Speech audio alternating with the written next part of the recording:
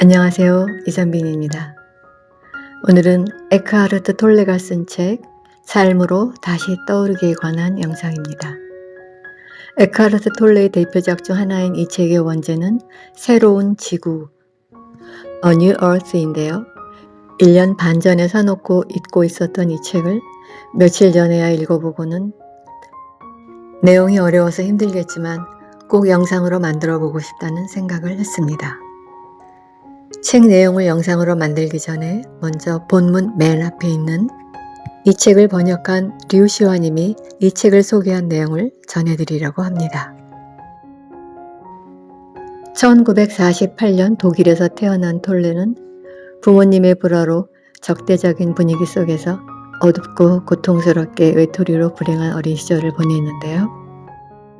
13살 때 톨레는 아버지와 스페인으로 건너가 문학, 천문학, 언어 등을 공부했고 19살에는 영국으로 가서 런던에서 독어, 스페인어를 가르치면서 문학, 심리학, 철학 등을 공부했다고 합니다.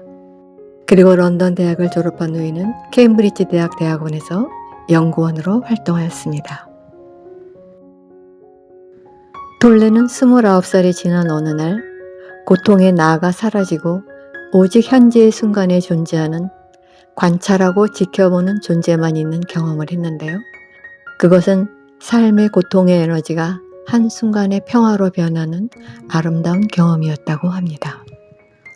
고통과 절망에서 깨달음의 밝은 순간으로 갑자기 이동하는 경험을 한 후 톨레는 대학원을 그만두고 영적 스승을 만나면서 수년간 내면의 여행을 했습니다.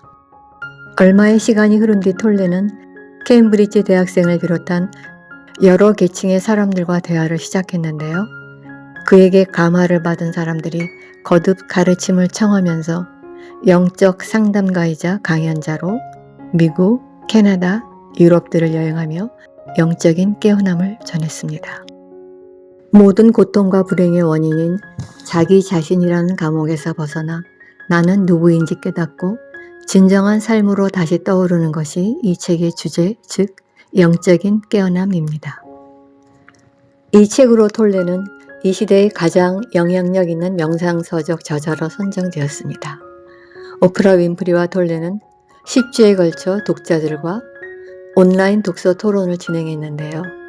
이 독서 토론은 전 세계에서 1,100만 명이 신청했다고 합니다. 뉴욕타임즈 베스트셀러 22주간 1위, 미국에서만 580만 부가 인쇄되었고요. 38개 국가에서 번역되어 읽혀졌습니다. 톨레는 자신은 오랜 세월 동안 전해 내려온 모든 종교와 영적 가르침을 전할 뿐이라고 합니다. 톨레는 에고에 대해서 에고의 가장 큰 병은 삶의 의미와 목적을 과거나 미래에서 찾고 현재의 순간을 무시하는 것이다.